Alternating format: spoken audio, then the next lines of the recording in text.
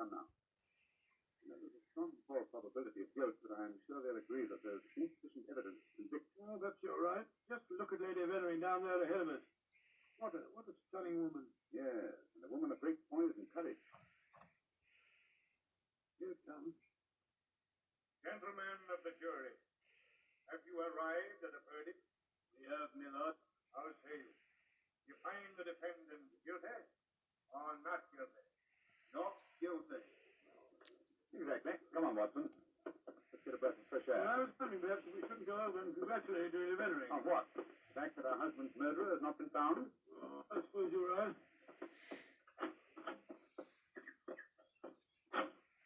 You ever read the book of Tobit, Watson? Tobit? I don't think so. When was it published? Well, a little before our time, old chap. It's an Old Testament story.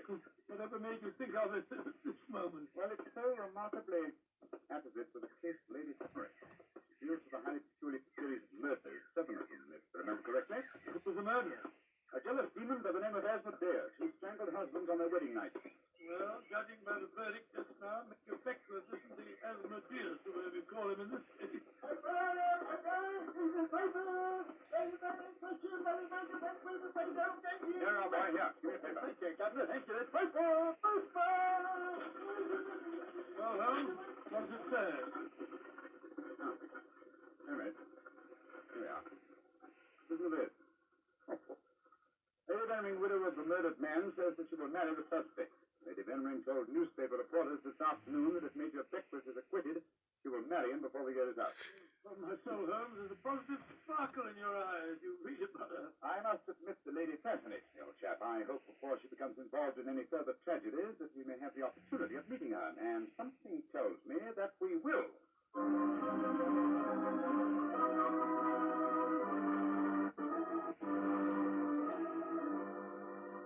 The Sunday papers are certainly having a field day over the Veneering case, Holmes. For those who Did you read them? No, I didn't watch it. There's a complete life history of quite Lady hear that. Veneering, and one of them with photographs. a lady Rather interesting. was watching a trial What are you doing over there, Holmes? where a guy was being tried for the death of her husband You expecting anybody home? and announced that she would marry the guy if he was acquitted of the crime. Clergyman. That's a very agitated one. Look at the way he's pacing up and down. And looking up at our windows, too. Joe. What eyes? Yeah. He was acquitted, so he didn't hitched, I guess. Yes, either the martyr at the stake or the inquisitor lighting the faggot. Mrs. Hudson's letting him in now. Well, I'll be interested to know what he's come to us about. Your footsteps on the stairs here. I'll go and have a look. How to do, sir? Come on in, won't you? It's all right, thank you, Mrs. Hudson. You're Mr. Sherlock Holmes? I am, sir, and this is my colleague, Dr. Watson. My name is Whalen, the Reverend Arthur Whalen. How do you do, How sir? do you do, sir? Sit down, would you, and tell me what I can do for you. Thank you. Mr. Holmes, this is a very difficult subject to broach. In fact, it's only after intense personal conflict that I've been able to force myself to come to you. May I ask you, are you familiar with the Book of Tobit? What is this? You were talking about that yesterday, huh? I think that you've come to consult me about the Veneering case. But that's amazing. How did you know? Has Lady Veneering been in touch with you? No, sir, but I'm familiar with the Book of Tobit. I think Venering's case closely resembles that of the woman Sarah in the Old Testament story. More closely than you realize, Mr. Holmes. Did you know that before each one of Lady Venering's husbands was killed, they received a threatening note? Yes, I recall that from the trial. Signed in some sort of gibberish, weren't they, sir? No, Doctor. Yesterday I was permitted for the first time to examine one of these books. The apparent gibberish was in reality ancient Hebrew writing. Indeed. Were you able to translate it? Yes, Mr. Holmes. In effect, it says, if you go through with this marriage, your hours are numbered.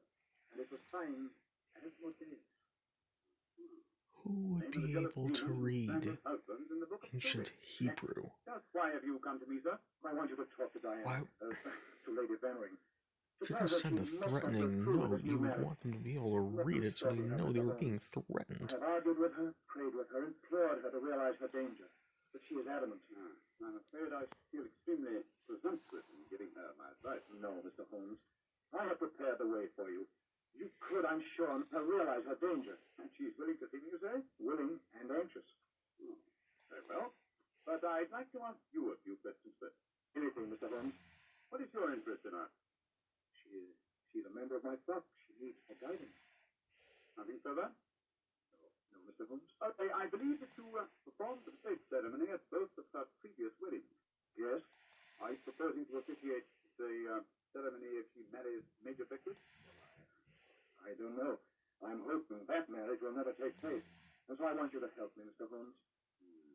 Where does the lady live? He's definitely the killer. Darcy Square. Very well. Dr. Watson and I will call on her this afternoon. Delighted to, delighted. I doubt if I can be there myself. In fact, Diana might speak more freely if I'm not. But here's my card. Oh, thank You know where to get in touch with me if you want to. Very well, sir. Good day to you, gentlemen. And I'm greatly in your debt. Good day. Mrs. Holmes, I can't believe that Mr. Whalen's motives are entirely impersonal. Nor can I, old chap. Huh? What a lovely word. I was thinking of a book of Tobit once. In that, the role of protector, the role I have just been asked to take, was played by the Archangel Raphael. I can't help feeling, Watson, that I'm making distinct strides in my profession.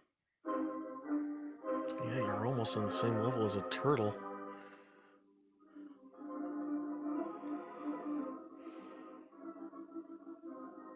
Mr. Sherlock Holmes, I'm so glad to meet you. How do you do, Lady Vennering? May I introduce my old friend, Dr. Watson? How are you, Dr. Watson? Glad to meet you, Lady Vennering. Let's sit down, shall we? You're just in time for tea. Thank you. This episode is bad, but I love Basil Rathbone and Nigel Bruce as these Mr. characters. Whalen came round here as soon as he'd left you. You were to persuade me to look after my mortal affairs, while he takes care of my immortal ones. Isn't that it? Well, that's charmingly put, Lady Vennering. Charming.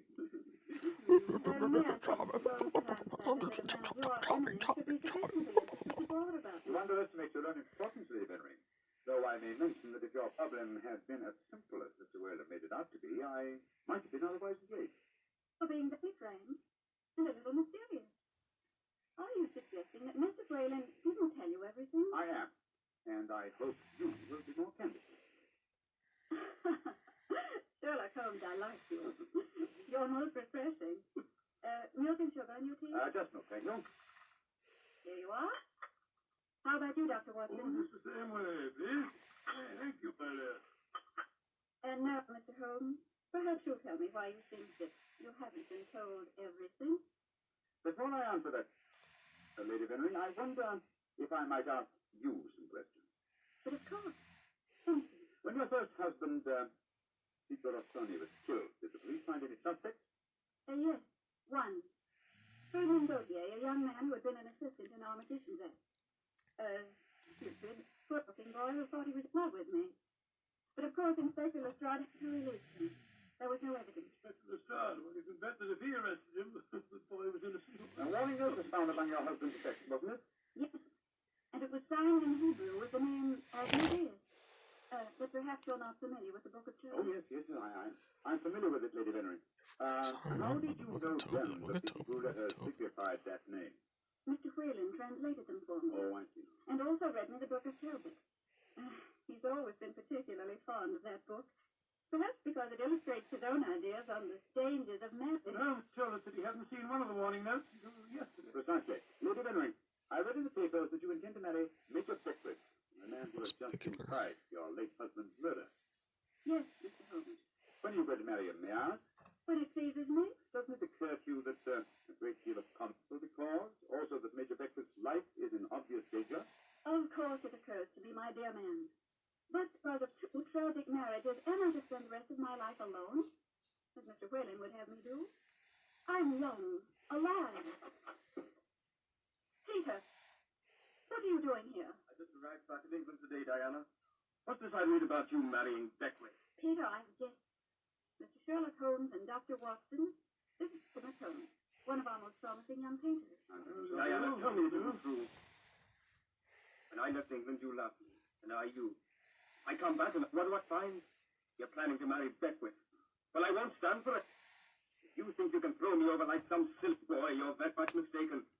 I can tell things, you know. I can tell lots of things. Get out of here, Peter. Get out. Diana. And don't come back until you've learned manners and discretion. But Diana. Get out.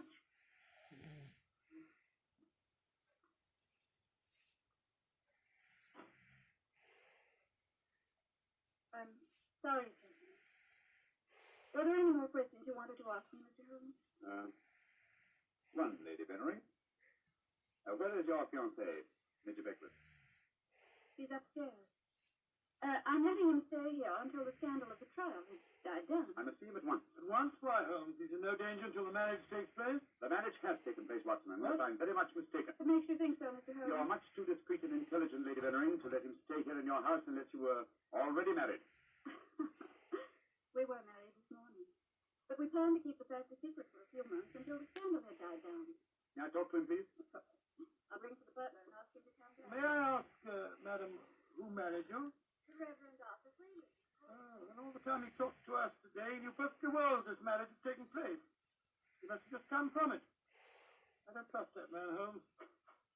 Oh, there you are, Hudson. I was ready for you. Will you ask Major Beckwith? Excuse me, lady. I was just on my way to telephone the police. The police? What do you mean? It's Major Beckwith, my lady. He's been stabbed to death in his bar. Beckwith murdered, too. Hudson, I'll telephone the police. I know I'm rather Running low on space in my camera, so good night, everybody. Look up, if you want to hear the end of the episode, look up Sherlock Holmes, the Book of Tobit. Good night. Third husband.